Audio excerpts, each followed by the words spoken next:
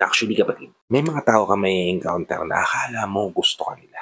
Kasi ramdam na ramdam at kitang-kita mo na mahalaga ka para sa kanila. Pero in fact, hindi pala talaga yun yung gusto nilang ipakita o iparamdam sa'yo. Gusto ka lang pala talaga nilang maging kaibigan. At ito yung mga senyales na yan. Kung interesado ka malaman kung ano-ano itong mga to, tara kapatid, pag-usapan natin yan. Just keep on watching.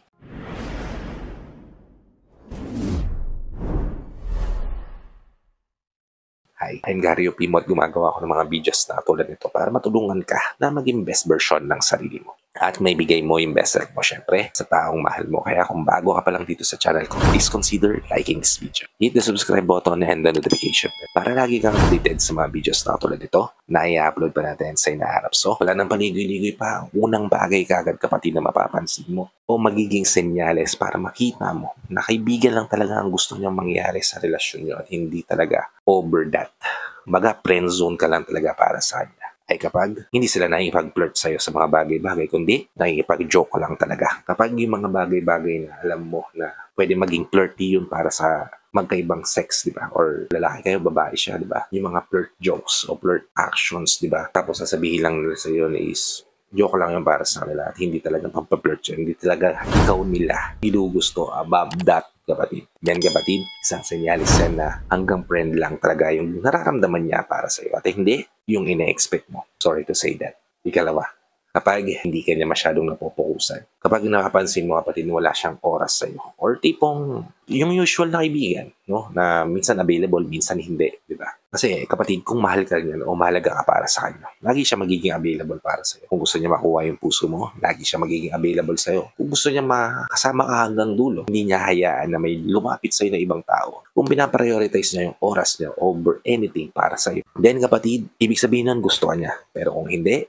malamang sa malamang kapatid, kung ano yung treatment niya sa'yo, hanggang dun ka lang para sa kanya. Okay? Katlo, kapag yung papuri nila sa'yo always mong naririnig. Halimbawa, meron kang kagandahan o kagwapuhan. Tapos sinasabihan ka nila palagi na, uy, gwapo mo ngayon, or ang ganda mo ngayon. Yung generic na generic yung pag-praise nila o pagpuna nila sa kung anong qualities na meron ka. Yung lagi mo na naririnig o usual mo nang naririnig at hindi bago para sa pandinig mo. Ibig sabihin lang nun kapatid, gusto ko lang nila talagang purihin.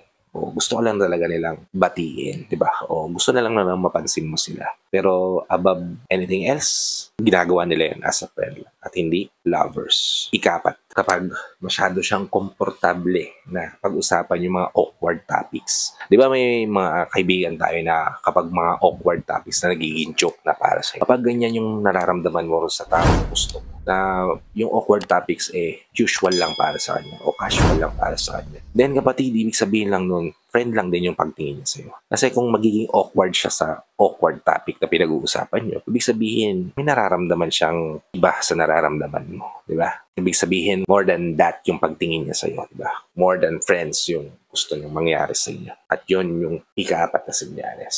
At ang huli, ikalima, kapag hindi nila napapansin yung mga signals mo. Halimbawa, pinaramdam mo na mahalaga siya para sa'yo. Yung tipong hindi ginagawa ng mga usual na magkaibigan yung ginawa mo para sa kanya. Pero para sa kanya, na-awkward yun ng konti pero naging joke para sa kanya. O hindi siya nag-react at all sa signal na ginawa. Ibig sabihin lang nun kapatid, friend lang talaga ang tingin niya sa'yo. And hate to break it off to you kapatid, hanggang dun lang yung magiging tingin niya sa'yo. Pero sabi nga nila, kapag tinrabaho mo, siguradong may aanihin ka, di ba? Huwag ka lang masyado maging pushy. Yung tipong gugustuhin mo na agad na maging karelasyon siya. Na ganun lang yung tingin niya sa'yo. Friend lang talaga yung tingin niya sa'yo. Kasi masasaktan ka rin naman. At alam mo yung magiging reaction niya about it. Diba? Kaya mong mag-progress yung relasyon. Yung pagtingin yung dalawa sa isa't isa. Ma-realize niya na gusto ko pala itong makasama. At maging partner more than friends. Diba? Mas okay yun kaysa sa ipipilit mo yung pagmamahal o nararamdaman mo sa kanya na hindi niya magustuhan. I hope nabigyan ko kayo ng insight, ideas, o tips dito sa video na. If nabigyan ko na kayo ng ideas, tips, o insight, please help me share this to your loved ones na posible rin natin matulungan ng video na to. Para nakatulong na kayo sa kanila, nakatulong na rin ako sa kanila.